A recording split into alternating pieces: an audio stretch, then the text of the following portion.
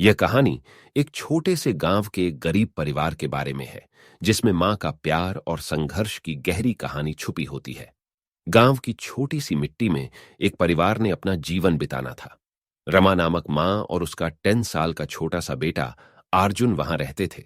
उनके पास न केवल पैसे होते थे, बल्कि उनके पास एक दूसरे के प्रति बड़ा प्यार भी था। एक दिन अर्जुन को अचानक बुखार आ गया और वो बिल्कुल निर्णायक हालत में थे। गांव के डॉक्टरों ने उसे तुरंत अस्पताल भर्ती कराने की सिफारिश की, लेकिन रमा के पास ऐसे पैसे नहीं थे जो उसके इलाज के लिए काफी होते। रमा ने अपने छोटे से बचत से अर्जुन का इलाज करवाया, लेकिन उसकी बचत जल्दी ही खत्म हो गई।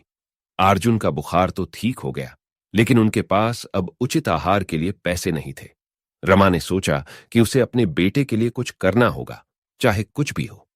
वह रोज दिन रात काम करके थोड़े पैसे जुटाने का प्रयास करने लगी, लेकिन उसकी आर्थिक स्थिति और भी कठिन हो गई। उसका बेटा भूखा रह रहा था और वह उसके साथ अपनी मां की यह हालत देखकर दुखी होता था।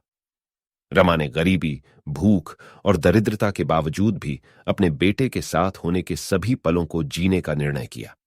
वह अपने प्यारे बेटे के लिए हर संघर्ष का सामना कर रही थी और उसका प्यार हमेशा उसके साथ था। यह कहानी एक मां के प्यार और संघर्ष की है, जो अपने बेटे के लिए हर मुश्किल को पार करने का संकल्प करती है। इसके बावजूद कि उसका जीवन कठिन हो, वह हमेशा अपने बेटे के साथ है और उसके प्यार से देखभाल करती है। रमा का संघर्ष और प्यार आखिरकार उनके जीवन में सफलता लाता है। एक दिन गांव के सरपंच ने रमा के संघर्ष को देखा और उसकी मदद करने का फैसला किया।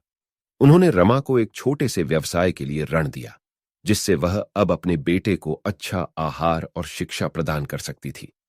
रमा ने यह मौका ध्यान से बरता और अपने छोटे से व्यवसाय को एक सफल उद्योग में बदल दिया।